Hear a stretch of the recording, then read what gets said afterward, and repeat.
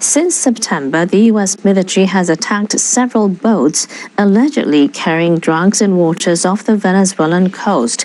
The administration of U.S. President Donald Trump has deployed an aircraft carrier and an amphibious assault ship to the region, alleging that huge amounts of drugs are being smuggled from Venezuela. Citing heightened military activity in or around Venezuela, the FAA said threats could pose a potential risk to aircraft at all altitudes.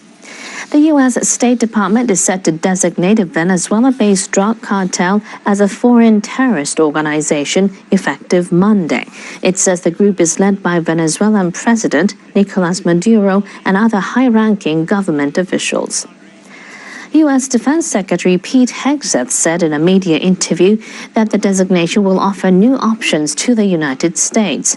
He said no decisions related to the cartel are off the table, but nothing is automatically on the table either. President Trump has met face-to-face with the next leader of New York City. He congratulated Zohran Mamdani on his election win, saying he'll be a great mayor. Trump has been a frequent critic, repeatedly calling Mamdani a communist. The president says the two had a great meeting and that they agreed on a lot more than he expected. He says they focused on topics like affordability and housing.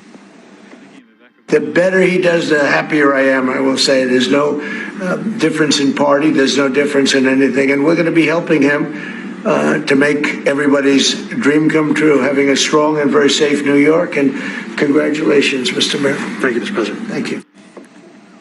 Mamdani stressed that the meeting was focused on a shared admiration and love of New York.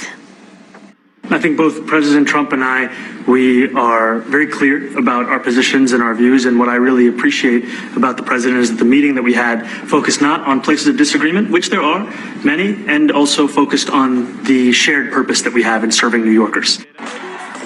Mamdani is a 34-year-old Democrat. He won the race for mayor early this month and is set to take office in January. He strongly supports progressive measures like rent freezes to help the poor and the young. He says he'll fund those measures by raising taxes on businesses and the rich. Trump has removed some of the tariffs he had imposed on imports from Brazil. They include the additional levies on coffee beans, beef, and other agricultural products. His decision comes as U.S. consumers suffer mounting concerns over inflation.